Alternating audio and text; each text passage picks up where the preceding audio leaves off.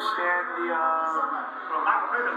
Michael Penix draft pick. I mean, okay, Kirk Cousins has what, like $100 million guaranteed?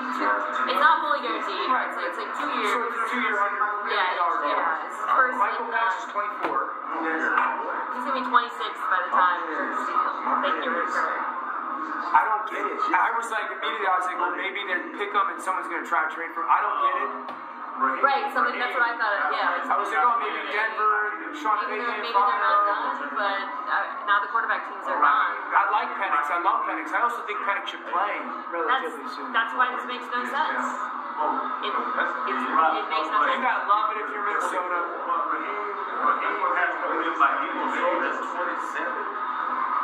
Next to Denver, the Penix one is head scratching. Yeah, but this is not going to help them win in the near term.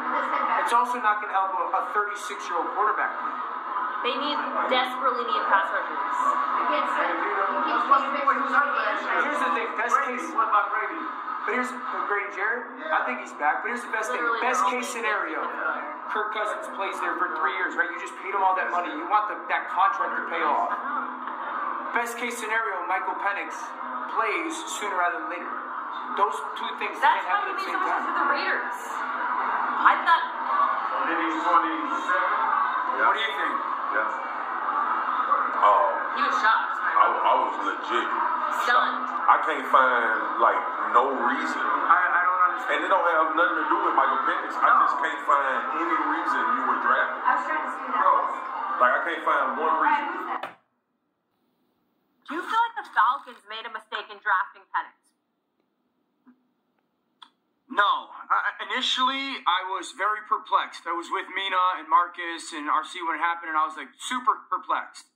Went to bed and had a little bit more thought to it and then some conversation, and I don't think it's a mistake. I actually love the move, and I think it's very smart. A couple things in relation to the conversation with notifying Kirk Cousins.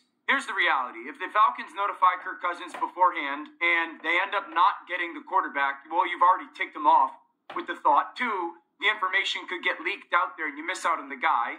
And if you don't notify him and you take the quarterback, he's going to get ticked off. So either way, you are in this situation going to tick off your starting quarterback. This is why I don't think it's a mistake to draft him.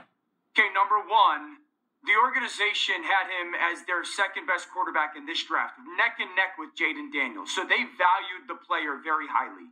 Number two, the owner wanted something long-term. The age indifference, they wanted the developmental guy that they believed was super talented behind Kirk Cousins, whether that future is in 2026 in 2 years when the guaranteed money's gone or not. Number three, and this is what matters when it comes to the organization's philosophy and belief on it. Okay, so they went to work out Michael Penix.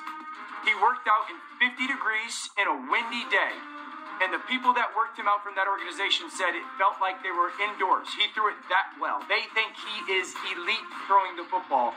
And there's people there that were attached to Matthew Stafford who said when he throws, it's the closest thing that they have seen to Matthew Stafford throwing the football. So they valued the player as an elite type of guy. And at the second quarterback in this draft, we got to go get him. And the last element is they think they're going to be good. And they realized in conversations of this draft that it's really hard to go get up and kind of lose all the assets of your football team to go get a quarterback when you need them. So in the moment, I was super perplexed. After thought, conversation, I think it's a very smart long-term move for the organization, one that I completely understand. I could not disagree more, and I find the justification, to be somewhat logically incoherent. I'll start here. You said they're going to be good. They're not going to be in position to get a quarterback. If you think you're going to be good, which is why you pay Kirk Cousins $100 million guaranteed, you're doing your team a disservice by not making your team better so that you can compete now. Offensively, they're set. Defensively, they haven't had a solid pass rushing option since, frankly, John Abraham. They finished 32nd in ESPN's pass rush win rate last year. In this draft, you have an opportunity to either take the best edge rusher available or trade down and take multiple shots on goal. They did neither of those things. I don't love the depth for edge rusher in this class, by the way, so they're not going to improve on that side of the ball. And in Penix, they get a quarterback who's not a developmental prospect. Terry, the GM, mentioned the Jordan Love model, or it was Raheem, rather. Jordan Love was 21 when the Packers took him. Michael Penix is about to turn 24 years old. In the pathway that you're describing, where maybe he sits for a couple of years, and if he doesn't, something's gone horribly wrong, and the Kirk Cousins contract was a huge waste, by the way, he's going to be 26 years old, so you'll have wasted most of his rookie contract. It's a quarterback who probably should have played right away.